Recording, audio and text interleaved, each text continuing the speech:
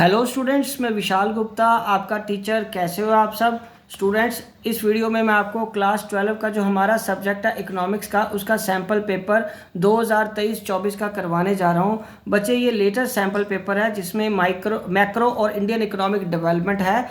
ठीक है जी, ये बिल्कुल हमारा जो CBSE का लेटेस्ट पैटर्न है उसके अकॉर्डिंगली मैंने डेवलप किया है ये क्वेश्चन पेपर। इसका मैक्सिमम टाइम आपको पता है 3 आवर्स है और मैक्सिमम मार्क्स इसके कितने हैं 80। तो बच्चों, 2 सेक्शन होंगे इस पेपर के, जैसे कि आपको पता है सेक्शन A किसका है, मैक्रो इकोनॉमिक्स का, और section B Indian economic development का।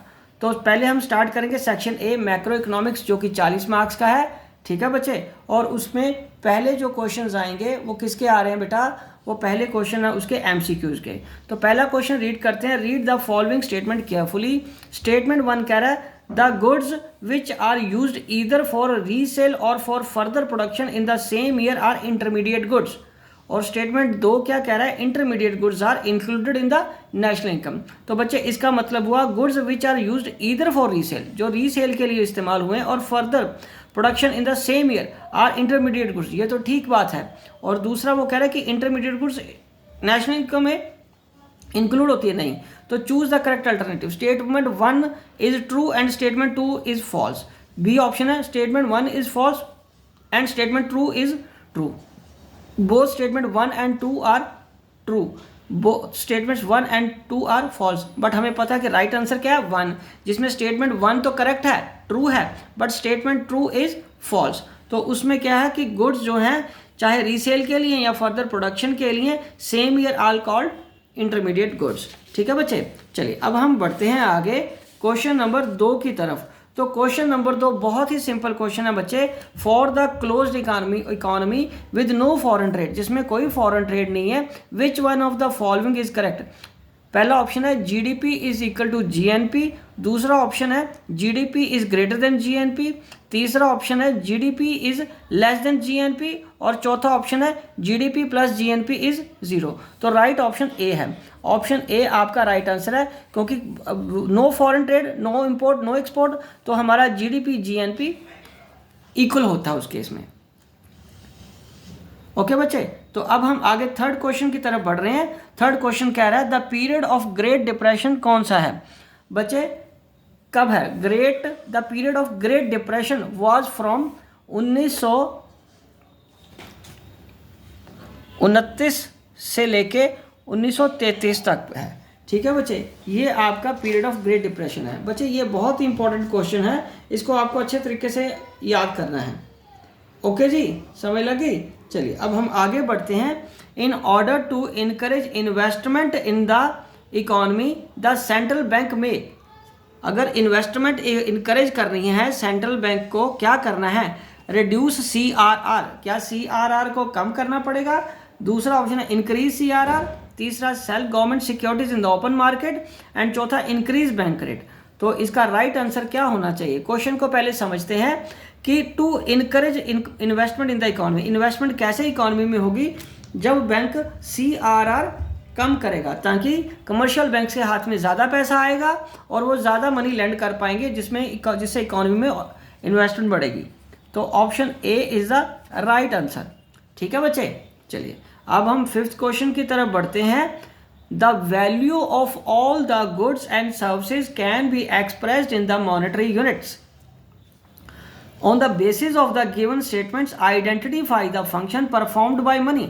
पहला है मीडियम ऑफ एक्सचेंज, दूसरा है स्टोर ऑफ वैल्यू, तीसरा है यूनिट ऑफ अकाउंट, चौथा है स्टैंडर्ड ऑफ डेफर्ड पेमेंट। बेटा, बिना सोचे समझे कहीं भी टिक नहीं लगा देना, पहले हम क्वेश्चन को अंडरस्टैंड करेंगे। The value of goods and services can be expressed in monetary units. तो ये मीडियम ऑफ एक्सचेंज नहीं हो सकता, स्टोर ऑफ वैल्यू नहीं हो सकता, स्टैंडर्ड ऑफ डेफर्ड पेमेंट नहीं है, तो यूनिट ऑफ अकाउंट। तो इसका आंसर है option number C is the right option here. ठीक है, वही यूनिट ऑफ अकाउंट है। On the basis of given statement identify the function unit of account है कि ये मॉनेटरी यूनिट्स में किसी भी चीज़ की, कमोडिटी की या सर्विस की वैल्यू को डिफाइन कर सकता है। ठीक है बच्चे, चलिए अब हम आगे बढ़ते हैं क्वेश्चन नंबर 3 की तरफ, सॉरी क्वेश्चन नंबर 6 की तरफ।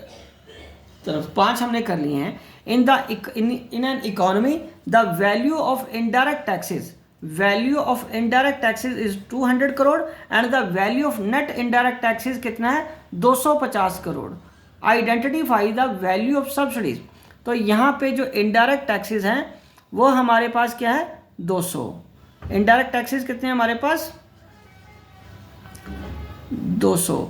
और उसके बाद वो क्या कह रहे हैं नेट कितने हैं, नेट हमारे पास है 250 माइनस के, और इधर हमने क्या करना है सब्सिडीज। सब्सिडीज को माइनस करना होता है तो इसको हम बैक कैलकुलेट करेंगे तो ये क्या आ जाएगा 450, 450 माइनस सब्सिडीज। तो सब्सिडीज अगर इधर आ जाएगा, सब्सिडीज इधर आ जाएगा और 200 जमा 250 तो 450। सो राइट ऑप्शन बी है।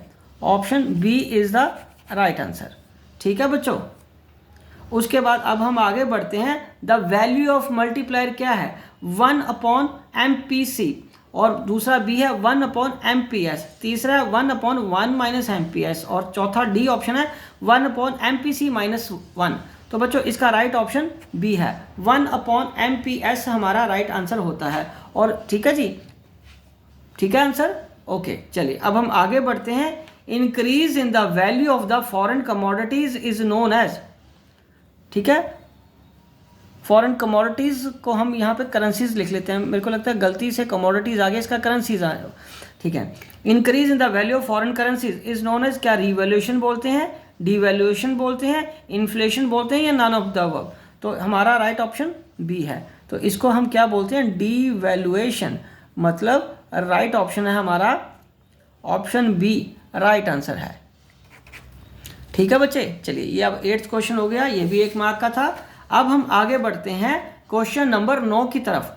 Suppose for a given economy S is equal to -60 + 0.1 Y। तो I कितना है इन्वेस्टमेंट इसमें 4000 करोड़। तो इक्विलिब्रियम का लेवल बताइए। इक्विलिब्रियम का लेवल आपको बताना है कैसे, ये देखिए इक्विलिब्रियम का level of income would be dash, क्या 4000, क्या 40000, क्या 40600, क्या 60400। बच्चों आपको ये गिवन है, हमें एक चीज़ ये भी पता है कि S किसके बराबर होता है I के। S किसके बराबर होता है I के, मतलब savings are equal to investment.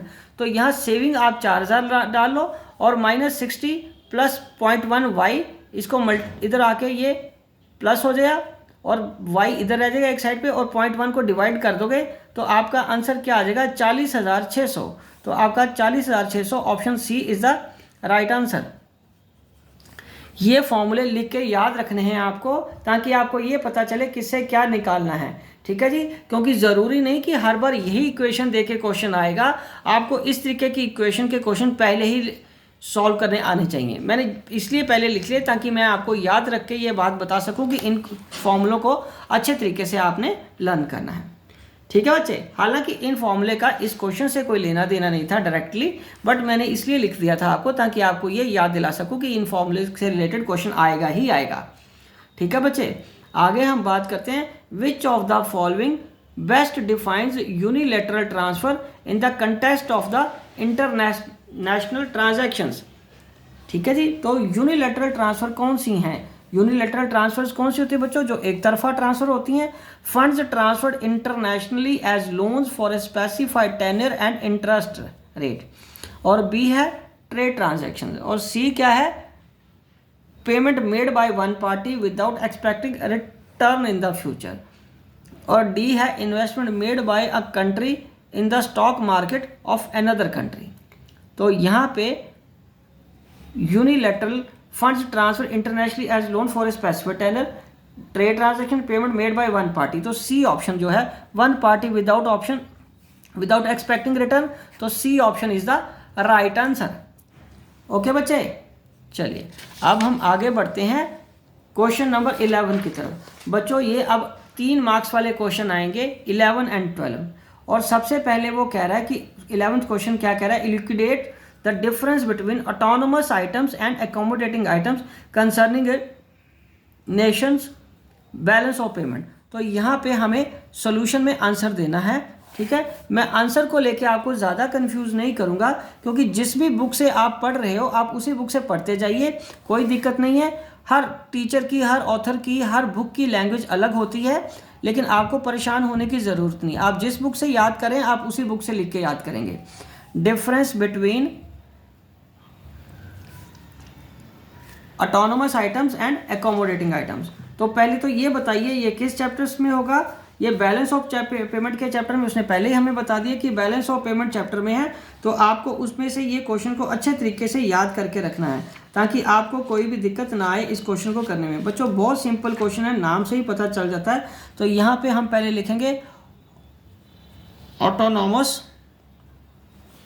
Items और इधर है accommodating items.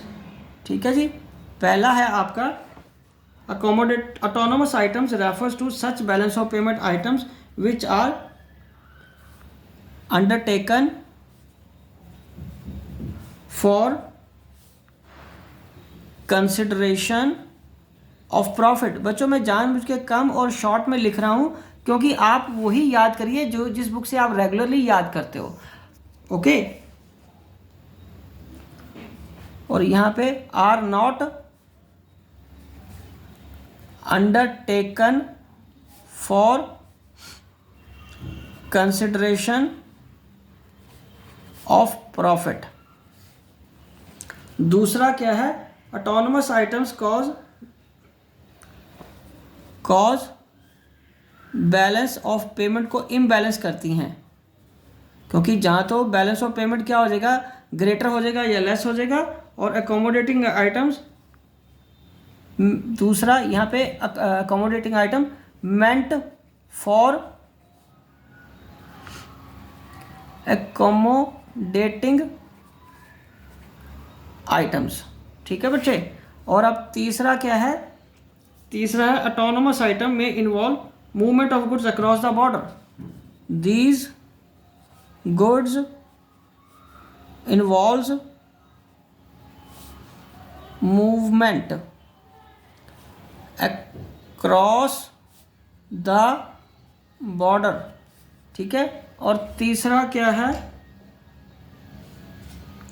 Do not involve any movement across the border. ठीक है जी। उसके बाद नेक्स्ट क्वेश्चन क्या है, एक्सप्लेन द फॉलोइंग। तो पहला वो एक्सटर्नैलिटीज है, दूसरा क्या है ऑपरेटिंग सरप्लस, और तीसरा क्या है कंजम्पशन ऑफ गुड्स। तो सबसे पहले हम बात करते हैं एक्सटर्नैलिटीज़ की।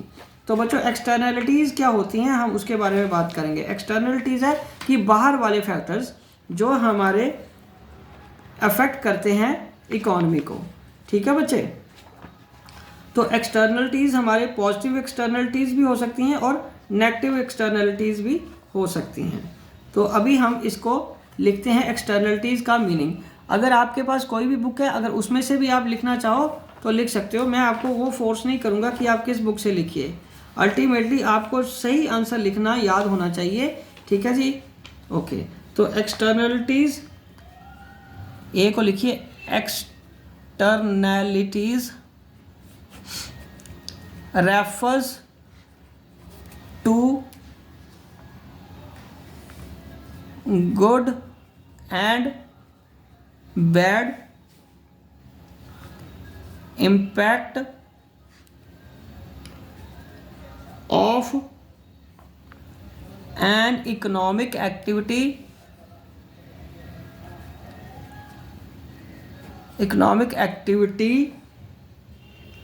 without paying any price or penalty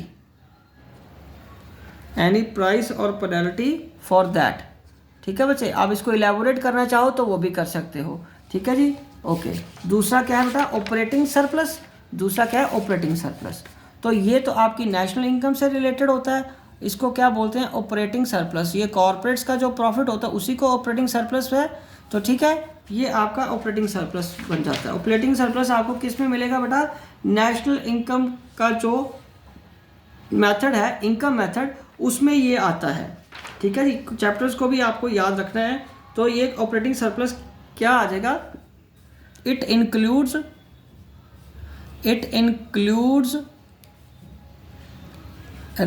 A rent plus B interest plus C profit. ठीक है बच्चे, ये हमारा क्या बन गया, ऑपरेटिंग सरप्लस। ओके, तो प्रॉफिट को आगे फर्दर हम डिवाइड कर लेते हैं। आपको पता है वो किस में आता है डिवाइड होके, डिविडेंड, उसके बाद corporate profit tax, corporate profit tax, और उसके बाद क्या आता है, अनडिस्ट्रीब्यूटेड प्रॉफिट, अनडिस्ट्रीब्यूटेड प्रॉफिट। ठीक है जी। और इसकी तीसरी स्टेटमेंट क्या थी इस क्वेश्चन की बेटे, तीसरा वो हमें कह रहा है consumption goods.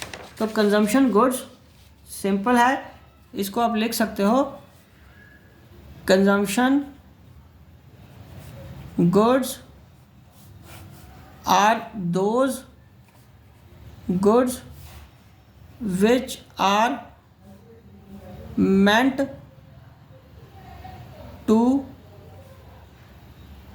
for final consumption for the satisfaction of wants। Okay बच्चे, ये कंजम्पशन गुड्स हो गया।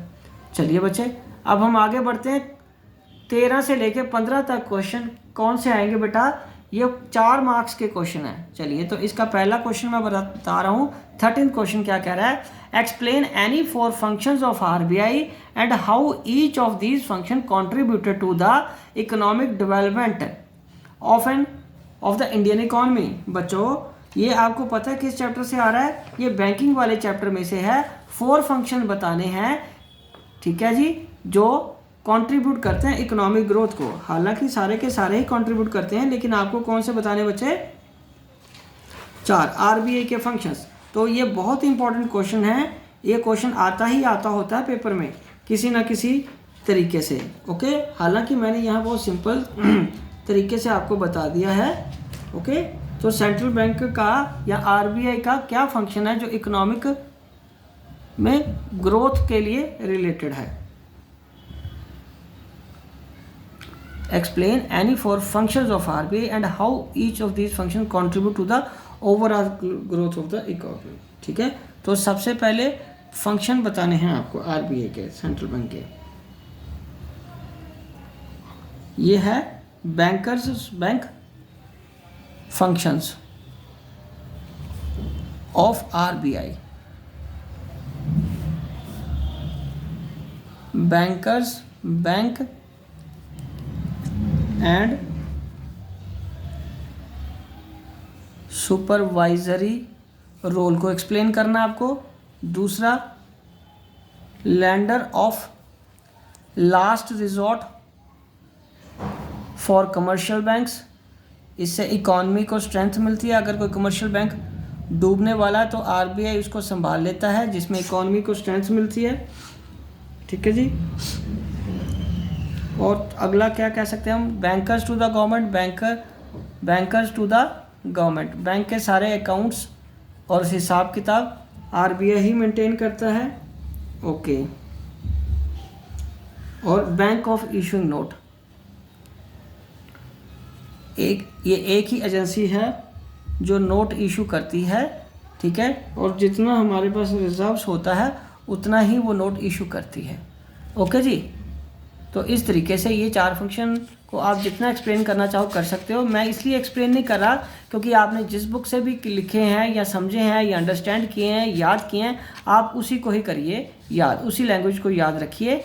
ठीक है जी। हर ऑथर की, हर राइटर की, हर टीचर की याद करने की या बुक से लिखने की अलग अलग लैंग्वेजेस या टर्मिनोलॉजीज यूज़ की होती हैं, जिसकी वजह से आपको फिर अलग अलग याद करना पड़ेगा। इसलिए मैं इसको एक्सप्लेन नहीं कर रहा। हेडिंग कॉमन होते हैं, आप इनको याद रखिए और उसको आप लिखते जाएंगे आगे।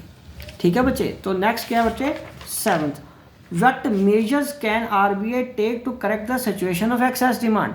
तो यहाँ पे अगर हम बात करें, ये किसकी बात हो रही है, एक्सेस डिमांड को मेजर करने की। तो एक्सेस डिमांड को अगर हम मेजर करने की बात करें तो वो किस में आ जाएगा आपका, प्रॉब्लम ऑफ डेफिशिएंट और एक्सेस डिमांड को। तो मेजर्स जो अडॉप्ट करेंगे आरबीआई, आरबीआई जो मेजर अडॉप्ट करेंगे हम उसकी बात करें एक्सेस डिमांड को कंट्रोल करने के लिए। तो एक्सेस डिमांड को कंट्रोल करने का वो क्या करेंगे, सबसे पहले मेजर करेंगे bank rate and repo rates are raised by the RBI, ठीक है। और दूसरा reverse repo rate increased by the RBI. और तीसरा क्या है, CRR इज आल्सो रेज्ड, ठीक है जी। इससे एक्सेस डिमांड को कम करने में मदद मिलती है। और SLR इज आल्सो रेज्ड। तो इन 4 पॉइंट्स को आपको एक्सप्लेन करना बच्चों, ठीक है जी। ओके बेटा, चलिए अब हम आगे बढ़ते हैं क्वेश्चन नंबर 15 की तरफ। बच्चे क्वेश्चन नंबर 15 क्या कह रहा है, why does the demand for the foreign currency falls when its prices rise. तो अब ये चैप्टर कौन सा आ गया, फॉरेन करेंसी वाला। फॉरेन करेंसी को वाला चैप्टर कौन सा है आपको पता है, बैलेंस ऑफ पेमेंट से पहले है फॉरेन एक्सचेंज रेट वाला चैप्टर। सो वो क्वेश्चन क्या कह रहा है आपको, इसको अंडरस्टैंड करिए। Y does the demand for foreign currency fall, foreign currency की डिमांड क्यों कम हो जाती है, ठीक है।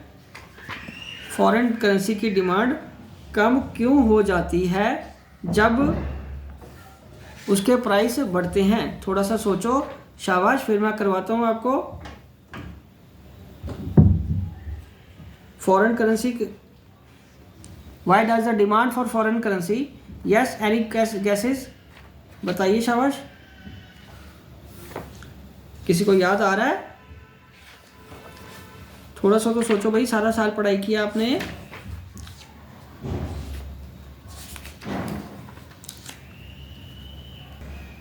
तो इसका सोल्यूशन मैं आपको लिख के दे रहा हूं। तो with the rise in the rise, answer लिख रहा हूं, with a rise in the price of foreign currency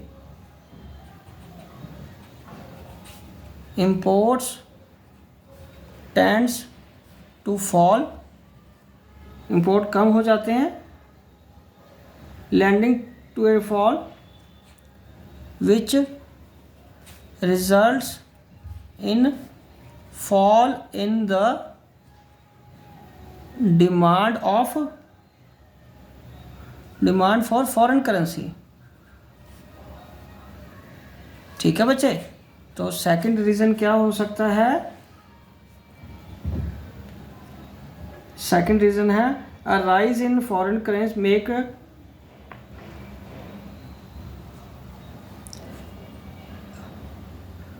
increase in prices of foreign currency makes the travelling to other countries, ये भी कॉस्ट क्लियर हो जाता है, ठीक है, जिससे उसकी डिमांड कम हो जाती है प्राइस के बढ़ने से, ठीक है जी। इन्वेस्टमेंट भी कॉस्टली हो जाती है, इन्वेस्टमेंट बिकम्स कॉस्ट क्लियर, ठीक है जी। और चौथा क्या हो सकता है, opportunity cost of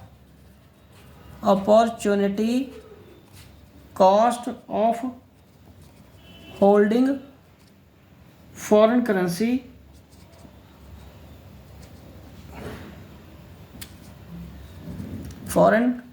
currency increases, तो जिसकी वजह से प्राइस राइज हो जाते हैं, ठीक है जी। तो उसकी प्राइस के राइज होने से फिर क्या होता है बेटे, उसकी डिमांड कम हो जाती है, ठीक है। ये 4 रीज़न हैं जिसकी वजह से डिमांड कम हो जाती है प्राइस के बढ़ने से। ओके बच्चे, ये एक बार दोबारा देखना चाहो तो इसको आप दोबारा देख सकते हो। ठीक है जी, ओके। चलिए बच्चे, अब हम आगे बढ़ते हैं क्वेश्चन नंबर 16 और 17 की तरफ। ये 6 मार्क्स का क्वेश्चन है, नेशनल इनकम का क्वेश्चन है। इसमें हमें उसने क्या बोला है, फ्रॉम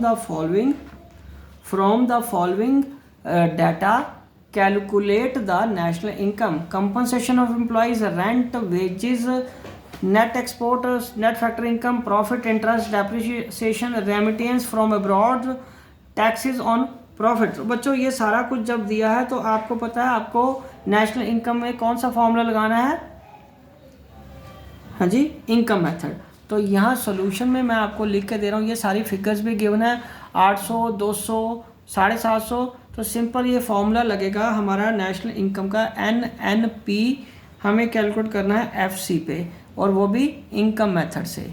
इनकम मेथड ही लगेगा ना, क्योंकि आपको सारे फैक्टर्स की इनकम पता है। तो यहाँ पे हम क्या करेंगे, फॉर्मूला पहले लिखो, compensation of employees plus rent plus profit plus interest plus net factor income from abroad. ठीक है, तो इसको ऐड कर लो। तो इसमें ये क्या आ जाएगा, 800 प्लस 200 प्लस 300 प्लस 100, और net factor income from abroad कितनी वो बता रहा है, -20। तो -20 हम इसको प्लस लिख के मैं ब्रैकेट में कर देता हूँ माइनस। ठीक है, तो अब ये आ गया आपका 800 जमा 200 जमा 300 जमा 100 -20, 8 2 1000, 1300, 1400, 1400 में 20 चला गया तो रह गया 1380, तो 1380 करोड़। ठीक है बच्चे, ठीक है जी, ये आपका 6 क्वेश्चन था, बहुत इजी क्वेश्चन था। तो बच्चे ऐसे क्वेश्चंस की आपको प्रैक्टिस करनी है। ओके जी, ठीक है बच्चे। चलिए अब हम आगे बढ़ते हैं क्वेश्चन नंबर 17 की तरफ, क्योंकि 16 और 17 क्वेश्चन 6 मार्क्स के हैं। अब हम बात करेंगे क्वेश्चन नंबर 6 की, explain the problem of double counting and way to avoid it. किस तरीके से हम इसको अवॉइड कर सकते हैं। तो यहाँ से ही हमें पता चलता है कि ये नेशनल इनकम वाला क्वेश्चन है कि डबल काउंटिंग किस में होती है बेटा, डबल काउंटिंग होती है वैल्यू एडेड मेथड में, जिसको हम प्रोडक्ट मेथड भी कहते हैं। उसमें कैसे हम इसको रोक सकते हैं, किसको रोकने की बात कर रहा है वो, डबल काउंटिंग को। तो डबल काउंटिंग को रोकने के लिए मैं आपको बताता हूँ आपको क्या क्या उसमें लिखना पड़ेगा 6 नंबर के क्वेश्चन में। ठीक है जी, so problem of double counting and way to. Solution में पहले लिखिए प्रॉब्लम, सोल्यूशन में problem of double counting. Double counting का मतलब क्या है यहाँ पे पहले हम उसकी बात करेंगे। ठीक है,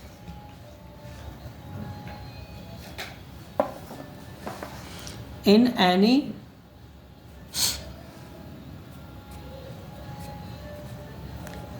type of production chain or economic chain which starts from, for example, यहाँ मैं लिख रहा हूँ फार्मर। ठीक है जी, और उसके बाद आ जाएगा ये फैक्ट्री, फिर आ जाएगा ये बेकरी, उसके बाद मैं होलसेलर, फिर रिटेलर और फिर अल्टीमेट कस्टमर। ठीक है जी, तो सब में जो ये हो रहा है हर स्टेज पे क्या हो रहा है, वैल्यू एडेड। हर स्टेज में क्या हो रहा है, वैल्यू एडेड। इसमें भी वैल्यू एडेड। ठीक है जी, हर जगह पे वैल्यू एडेड हो रहा है।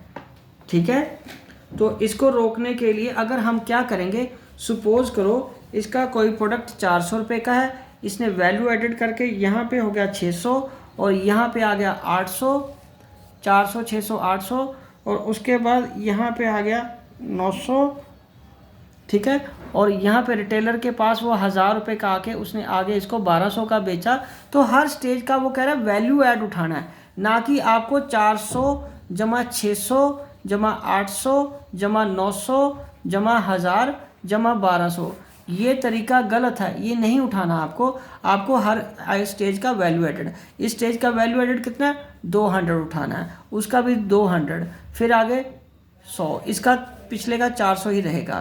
4 2 6 2 8 1 9, 9 और 1 10, 10 और प्लस 2 ये 1200। इस तरीके से वैल्यू एडिशन हमें उठाना है, ना कि उनकी सबकी इंटरमीडिएट। तो प्रॉब्लम क्या हुई, not to add the value of product at every stage, instead to add value addition only, value addition only. तो अब उसके बाद हमें क्या करना है, हाउ टू अवॉइड इट, अगली स्टेज है हाउ टू अवॉइड इट। इसको हम करने के लिए कैसे कर सकते हैं, वो 2 मेथड हैं हमारे पास। एक तो हम फाइनल आउटपुट मेथड ही लें, जहाँ तो सिर्फ उसकी फाइनल आउटपुट ले लें कि 1200 रुपये वाला है, 1200 कॉस्ट है, फाइनल आउटपुट मेथड।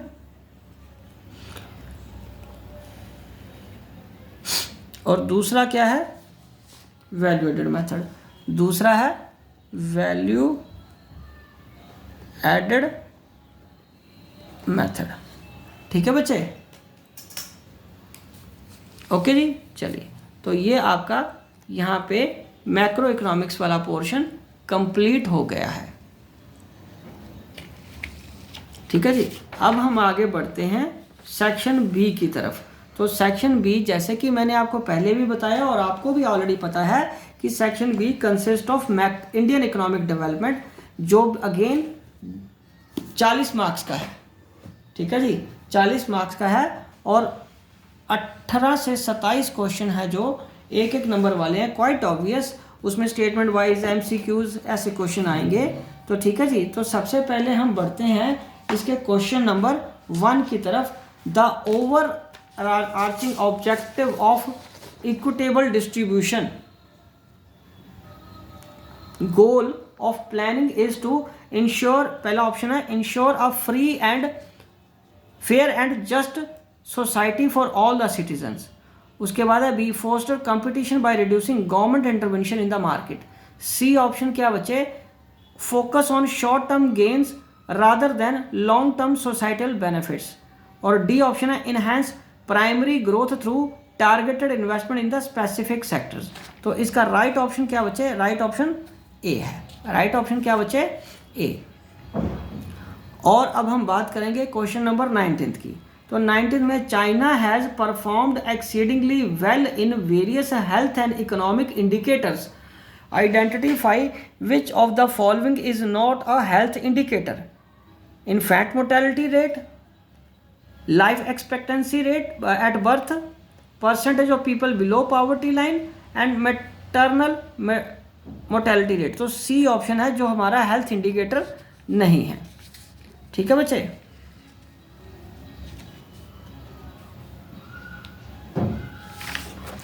चलिए अब हम आगे बढ़ते हैं क्वेश्चन नंबर 20 की तरफ। Use of chemical fertilizers have led to the rise in fallowing, fall in fallowing, rise in gross area under cultivation. तो और डी ऑप्शन है बोथ बी एंड सी। तो नेचुरली यही ऑप्शन हमारा option D is the right option, जिसमें B और C दोनों ही होते हैं। केमिकल फर्टिलाइजर से फैलोइंग भी कम होती है। फैलोइंग समझते हो ना क्या होती है, जो जगह को ज़मीन को खाली छोड़ देते हैं फसल, एक पर्टिकुलर फसल आने के बाद, वो भी अब कम हो गया है और एरिया अंडर कल्टीवेशन भी बढ़ गया है। चलिए अब हम 21st क्वेश्चन की बात करते हैं। Micro credit programmes play a vital role in ensuring an overall development of the rural economy as they choose dash आगे choose the correct alternative to fill up the blanks, provide financial support, lead to women empowerment, और तीसरा enhance the reach to formal credit system. Alternatives क्या हैं, 1, ए का 1 and 2, B का 2 and 3, सी का 1 and 3 और D का 2, 3 एंड 1। तो आंसर क्या आएगा बच्चे, आप बताओ ज़रा। Financial support and lead to women empowerment, और सी है enhance to the reach to formal credit system. Formal credit system नहीं है, तो फर्स्ट एंड सेकंड मतलब option A is the right. Financial support provide करनी है और लीड टू वुमेन एम्पावरमेंट, तो option A is the right answer. ठीक है बच्चे, चलिए अब हम आगे बढ़ते हैं 22nd क्वेश्चन की तरफ। Choose the correct alternative, both A and R are true and R is correct explanation of A. ये आपको बताना ऑप्शन है, और बी ऑप्शन है both A and R are true and R is not correct explanation of A. और C क्या है, A is true but R is false, और डी है A is false but R is true. So A क्या है, India is emerging as an important outsourcing destination of the world, और R क्या है रीजन में, India offers an absolute abundant supply of labour at a low wage rate. Yes, तो इसका मतलब हमारा ऑप्शन क्या है, A. Option A is the right answer, क्योंकि ए एंड टू दोनों, ए एंड आर ट्रू, क्योंकि असर्शन और रीजन ठीक है, तो option A is the right answer. ठीक है बच्चों, ये क्वेश्चन मैं आपको स्लो करके दोबारा भी दिखा देता हूँ। ठीक है बच्चे, चलिए अब हम आगे बढ़ते हैं क्वेश्चन नंबर 23 की तरफ। The multifaceted process of demographic transaction within the context of India pertains to a sudden decline in the population growth rate due to migration, और बी है a change in the population density across different states in India, और C option है a significant increase in the birth rate and death rate simultaneously, और D है a shift from high birth rate and death rate to lower birth and death rate over time, तो D is the right answer. तो एक बार question को दोबारा समझ लो। The multifaceted process of demographic transition within the context of the India pertains to किससे related है, a shift from high birth rate and death rate to the low birth rate and death rate over time. Okay बच्चों, चलिए अब हम आगे बढ़ते हैं question number 24 की तरफ। Under dash in China, farmers and industrial units were required to buy and sell fixed quantities of inputs and outputs on the basis of prices fixed by the government, and the rest were purchased and sold at market prices। ये कौन सा system है, commune system, दूसरा great leap forward, C dual pricing, और D great proletarian culture रेवोल्यूशनर।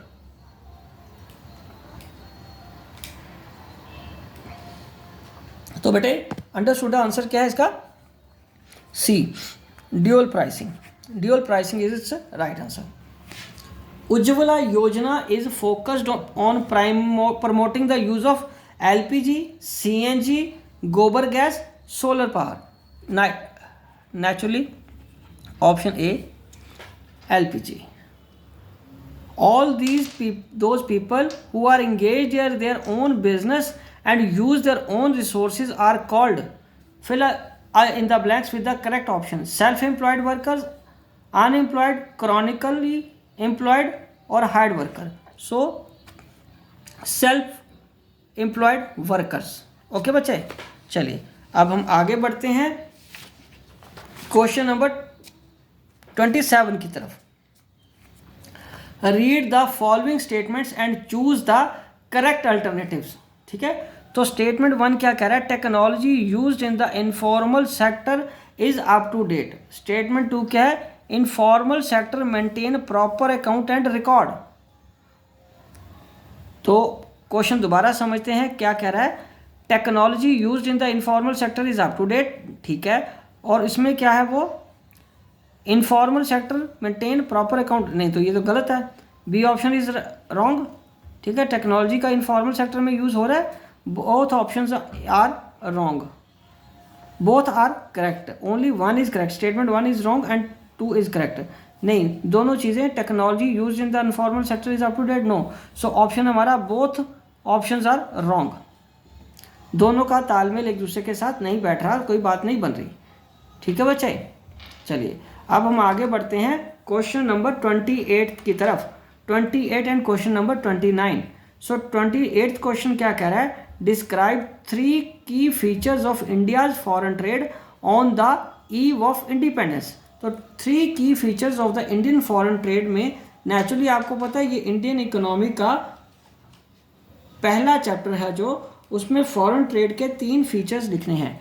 मैं आपको explain नहीं करूँगा, क्योंकि फिर वही बात कि जिस बुक से भी आपने जिस टर्मिनोलॉजी को याद किया उसी को लिखिए, ठीक है। मैं आपको हेडिंग लिख देता हूँ। वो है पहला, net exporter of RM and importer of finish goods. दूसरा है, क्योंकि ये आपको पता है क्वेश्चन 3 नंबर का है, तो इसमें आएगा दूसरा point, monopoly control of India's foreign trade. Monopoly control of India's foreign trade by British, ठीक है। और तीसरा, 3 की फीचर्स बोल रहे हैं तो हम 3 लिखेंगे। सरप्लस ट्रेड, सरप्लस था ट्रेड हमारे पास, surplus trade but only for the benefit the British को ही फ़ायदा देने के लिए था। और बच्चों ये आपको पता 3 नंबर का क्वेश्चन है, आपको अगर इसको एक्सप्लेन करना है। क्वेश्चन नंबर 28 और 29 जैसे कि मैंने आपको पहले भी बताया कि 3 मार्क्स के हैं। ओके बच्चों, चलो 28 क्वेश्चन हो गया। इसको सिंपल क्वेश्चन था, लेकिन आपको इसके अंदर का सारा मटेरियल प्रॉपर तरीके से याद करके लिखना है, ठीक है। चलिए अब हम बात करते हैं क्वेश्चन नंबर 29 की। Outline 3 sources of development of human capital and provide instances of investment in human capital that contribute positively to a nation's economic expansion and overall well-being. Outline 3 sources of development of human capital. Human capital को promote करने के लिए, develop करने के लिए कौन कौन से इंस्टेंसेस हैं इन्वेस्टमेंट के ह्यूमन कैपिटल में, किस तरीके से ह्यूमन कैपिटल को इन्वेस्ट करके उसमें आगे इन्हांसमेंट लाई जा सकती है, ठीक है। Outline 3 sources of development of human capital and provide instances of investment human capital that can contribute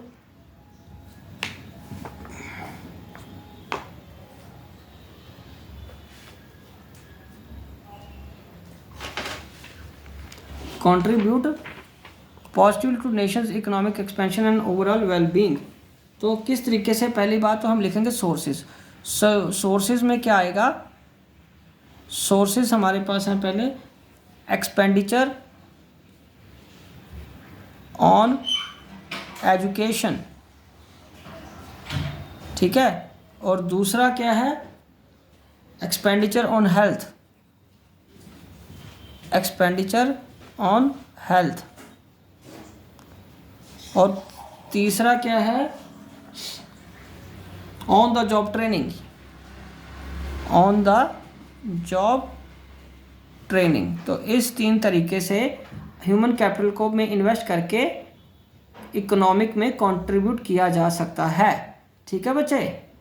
okay चलिए अब हम आगे बढ़ते हैं 4th मार्क वाले क्वेश्चन में, जो है 30 से लेकर 32 तक।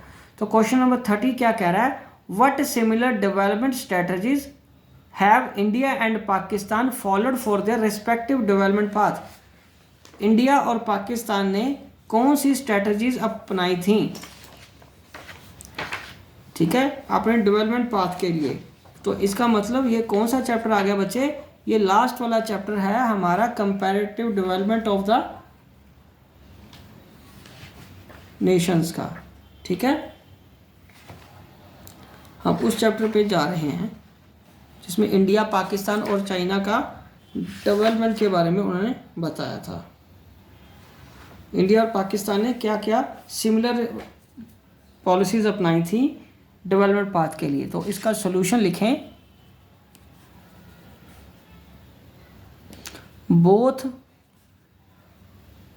Countries adopted mixed economy system,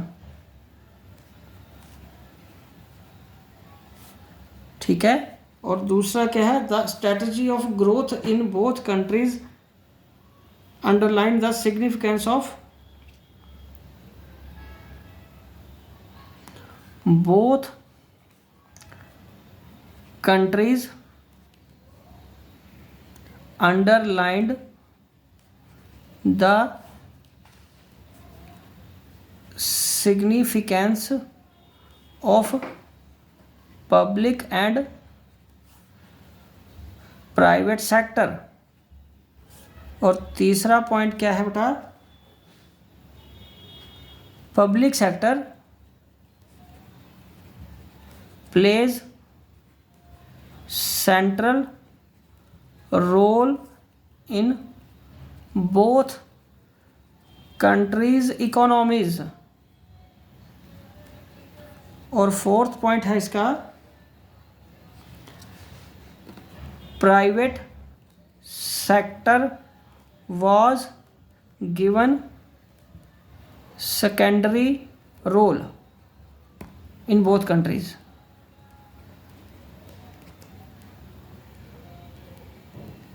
ठीक है बच्चों, चलिए अब हम आगे बढ़ते हैं क्वेश्चन नंबर 31 की तरफ। तो state 4 measures that government in a developing country can implement to enhance the efficiency and effectiveness of agriculture marketing system. तो मार्केटिंग सिस्टम की बात हो रही है, एग्रीकल्चर मार्केटिंग सिस्टम की। उसमें कोई भी सरकार डेवलपिंग कंट्रीज़ की किस तरीके से कंट्रीब्यूट कर सकती है, इन्हेंस कर सकती है एफिशिएंसी और इफेक्टिवनेस। ठीक है जी, तो ये किस में आएगा आपका, रूरल डेवलपमेंट में। तो रूरल डेवलपमेंट में गवर्नमेंट का क्या रोल होता है एग्रीकल्चर मार्केटिंग को, एग्रीकल्चर मार्केटिंग सिस्टम को डेवलप करने के लिए। तो ठीक है, तो इसका सॉल्यूशन क्या लिखेंगे हम पहले, ये इसका सॉल्यूशन में आ जाएगा टू रेगुलेट मार्केट्स, मार्केट्स को रेगुलेट करिए bye involving government, farmers and traders. क्योंकि इन तीनों के बिना मार्केट सरवाइव नहीं कर पाएगी, और तीनों का इम्पोर्टेंस बहुत ज़्यादा है। ठीक है, provide infrastructure for storage and transportation.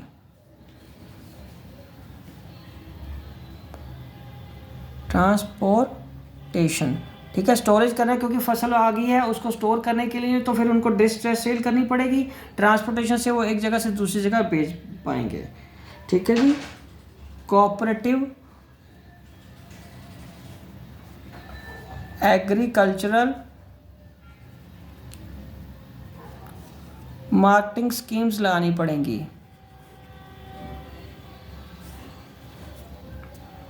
ठीक है, और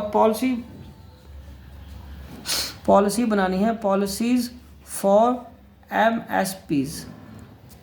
ठीक है, फॉर फार्म प्रोडक्ट्स। ओके जी, चलिए अब हम आगे बढ़ते हैं 32nd क्वेश्चन की तरफ। Define organic farming and why is it important for countries like India. ठीक है जी, तो अब हम बात करेंगे ऑर्गेनिक फार्मिंग की। तो ऑर्गेनिक फार्मिंग बच्चे बहुत ज़रूरी है। ठीक है, ऑर्गेनिक फार्मिंग पहले हम बात करेंगे होती क्या है। तो हम सॉल्यूशन में आपको बता रहा हूँ, ये 4 नंबर का क्वेश्चन है। ऑर्गेनिक फार्मिंग का मतलब पहले क्या है, ऑर्गेनिक फार्मिंग का क्या मतलब आया। ऑर्गेनिक फार्मिंग जिसमें कि हम नेचुरल रिसोर्सेज को यूज़ करते हैं। Farming is a system which rely upon the use of organic inputs, organic inputs, ठीक है जी, इसी का इस्तेमाल करते हैं। And discards use of chemical fertilizers, ठीक है जी। और why organic farming is important, तो why is it important,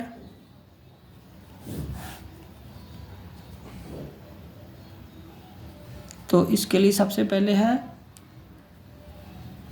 डिस्कार्ड्स the use of non renewable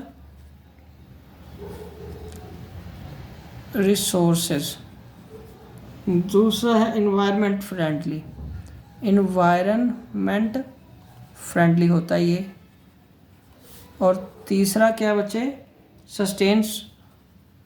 sustains soil fertility, ठीक है जी। ये 3 पॉइंट्स आप लिख सकते हो, ठीक है जी। और अब हम आगे बढ़ते हैं क्वेश्चन नंबर 23 की तरफ। क्वेश्चन नंबर 23 एंड 24 बचे 6 मार्क्स का है।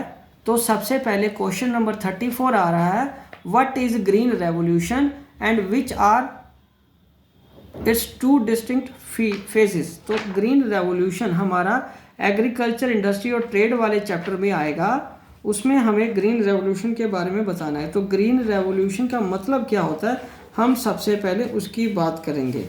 सो green revolution refers to solution, green revolution refers to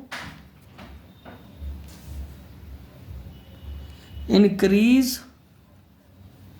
in agricultural production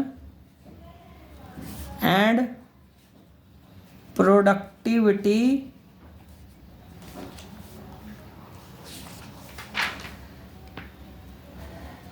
by using the HYV seeds, high yield variety seeds. दूसरा यूज़ ऑफ केमिकल फर्टिलाइज़र से, chemical fertiliser से। और तीसरा use of insecticides and pesticide से। और bye expansion और irrigation facilities, ठीक है बच्चे, ओके। तो अब हमारे पास इसके बाद आएगा अगले 2 फेजेस कौन से हैं। तो 2 फेजेस का बारे में मैं आपको यहाँ बताता हूँ। 2 फेजेस को आपको एक्सप्लेन करना है ऑफ ग्रीन रेवोल्यूशन। तो यहाँ पे ग्रीन रेवोल्यूशन के 2 फेजेस हैं, मिड 60 टू मिड 70, और ये वाला कौन सा है, मिड 70 टू मिड 80। तो इसमें जो लाइन लगा देता हूँ मैं इधर, हमने कौन से लिए थे क्रॉप्स लिए थे, वीट एंड राइस। इसमें हमने क्रॉप्स लिए थे लार्ज नंबर ऑफ क्रॉप्स, ठीक है जी। और इसमें हमने कौन सा एरिया कवर किया था, पंजाब, आंध्र प्रदेश एंड तमिलनाडु। और इसमें एरिया हमने कौन सा कवर किया था,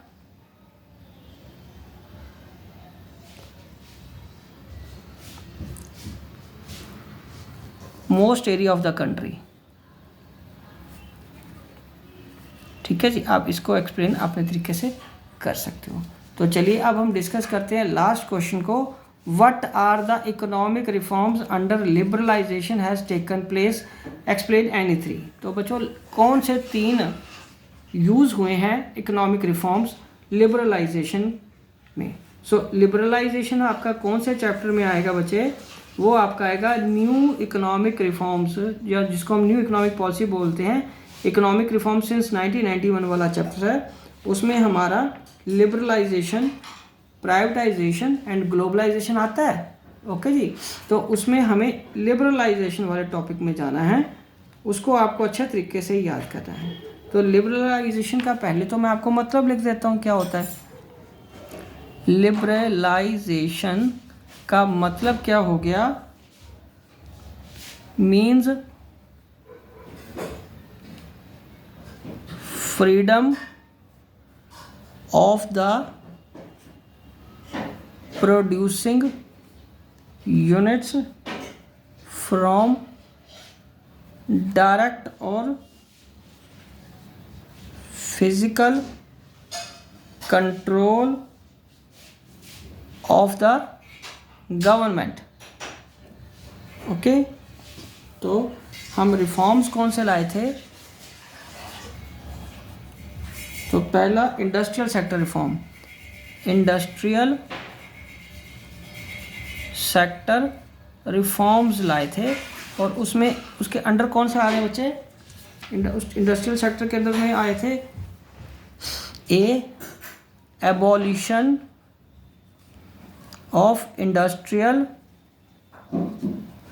लाइसेंसिंग, ठीक है जी, B contraction of public sector, और तीसरा freedom.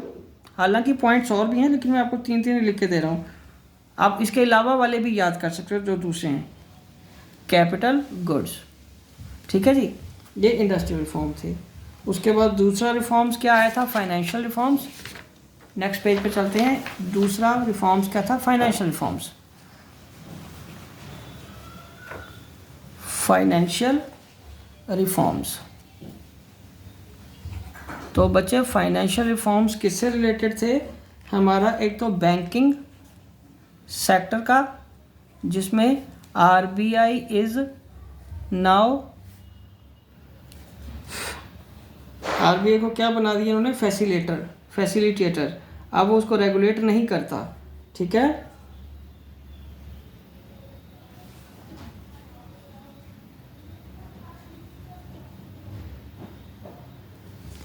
Is a facilitator, not a regulator for commercial banks, ठीक है। और दूसरा non banking reforms. Non banking reforms में कौन कौन कवर हुए थे,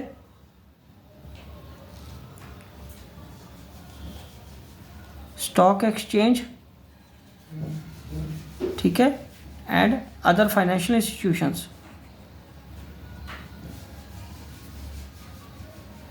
इंस्टीट्यूशंस को कवर किया गया था, ये हमारे फाइनेंशियल रिफॉर्म्स थे। और तीसरा क्या आया, टैक्स रिफॉर्म्स। टैक्स रिफॉर्म्स में 2 तरह के आए, एक डायरेक्ट टैक्स में reduces the rates of taxes,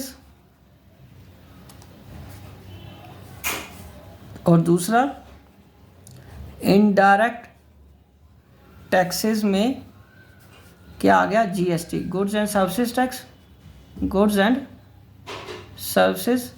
tax, जिसका मतलब ही था वन नेशन वन टैक्स। तो बच्चों ये हमारा क्वेश्चन था, ठीक है जी। तो ये सारा आपको इस तरीके से एक्सप्लेन करना है। तो अगर आपको इस क्वेश्चन में कोई भी दिक्कत आती है या कोई भी आपको मेरे से कुछ समझना या पूछना है, तो आप कमेंट बॉक्स में मुझे अपना क्वेरी सेंड करिए, मैं उसका सूटेबल रिप्लाई आपको ज़रूर दूंगा। लेकिन मैं आपसे ये उम्मीद रखता हूँ कि ये सारे का सारा पेपर आप ज़रूर करिए, इसको आप इम्पॉर्टेंट समझिए, इसको इग्नोर मत करिए, ठीक है जी। ये मैंने पेपर खुद बनाया है। इसके अलावा भी अगर आपके पास कोई भी मॉडल टेस्ट पेपर है, ठीक है, आप उसको सॉल्व करिए और सारे कोर्स को अच्छे तरीके से याद करिए। कोई भी दिक्कत आती है तो मेरे चैनल पे मैक्रो इकोनॉमिक्स और इंडियन इकोनॉमिक डेवलपमेंट के पूरे फोल्डर्स पड़े हैं। दोनों फोल्डर्स में सारे चैप्टर्स किए हुए हैं। एमसीक्यूज़ भी आपको उसमें मिल जाएंगे और आपको तैयारी करने में कोई दिक्कत नहीं आएगी। तो स्टूडेंट्स, इसी तरह मेरे चैनल को सब्सक्राइब करके वीडियोस देखते रहिए और अपना कोर्स कंप्लीट करते रहिए और रिवीजन भी मेरे साथ करते रहिए। मैं आपको श्योरिटी देता हूं कि जब भी आप मेरा चैनल देखोगे तो आपको कभी भी नहीं ऐसा लगेगा कि आपका टाइम ख़राब हुआ है। विशिंग यू गुड लक और अपनी तैयारी करते रहिए।